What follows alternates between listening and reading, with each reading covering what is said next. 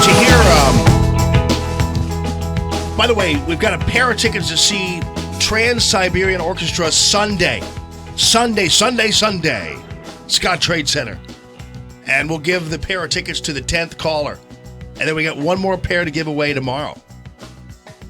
So, high demand for the Trans-Siberian Orchestra tickets.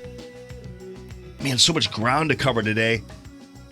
Chip and Joanna Gaines. This thing about the Fixer Upper show that's being targeted now by the social justice warriors. I mean, it's horrible. This couple's awesome. In fact, they're actually too awesome, to tell you the truth. Is there such a thing? Well, I will tell you, we put this up on the electric stove for you. It just so happens it was coincidental. This guy wrote this. Wayne, do you know this Fixer Upper show on HGTV? Yes, I know exactly who you're talking about. Okay.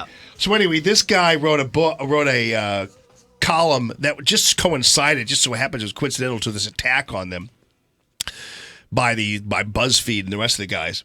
And by the way, BuzzFeed is, and Katie Bailey told me, BuzzFeed is like where a lot of millennials go to get their news. And you talk about fake news. Yeah. That's some fake news right there at BuzzFeed. Anyway, he just so happened to have written this article that says, don't let Chip and Joanna Gaines destroy your marriage. And it's kind of a lighthearted look at this couple because they're awesome. They get along great. He does everything he's told. He's handy. And they have a seemingly fun, playful relationship. And he's warning people that if you watch this show, you're automatically going to think your marriage is horrible. Because you're comparing it to these people. And by the way, if your wife watches this show, guys, without you, the chances are pretty good she's going to think you're definitely not up to par.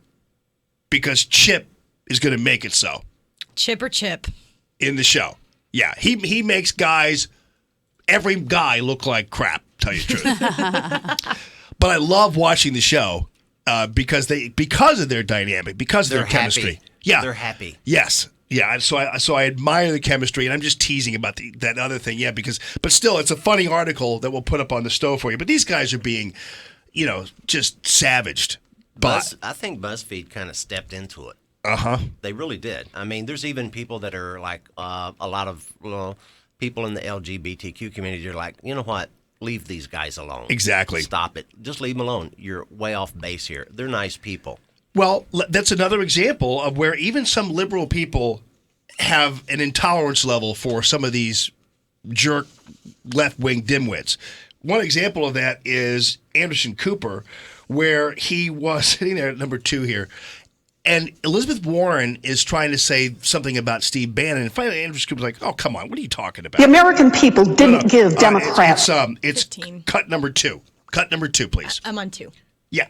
The American people didn't give Democrats majority support. Yeah, that's not it. But anyway, it's Anderson Cooper who is facing off with her. And 15 now? Okay, go ahead, 15. He's got as his strategic advisor a person who's a white supremacist. And he's doubling down. There's no evidence he's a white supremacist. I mean, he obviously, there's people who are white supremacists who support Donald Trump and who support like Breitbart or Steve Bannon. But come on. Well, are we really? I mean, Steve Bannon has certainly associated himself with white supremacists. So already, Elizabeth Warren tries to call him a white supremacist. Anderson Cooper steps in and says, well, he's not. And she goes, well, can't we just kind of say he's associated with them? I mean, she's like negotiating the yellow badge. And finally, Anderson Cooper steps up and says, no, this is not the case. And good for him. Even some liberals are intolerant of other liberals. Thank God. Without a doubt. Wayne Bill, coloringbook.com. Is calling for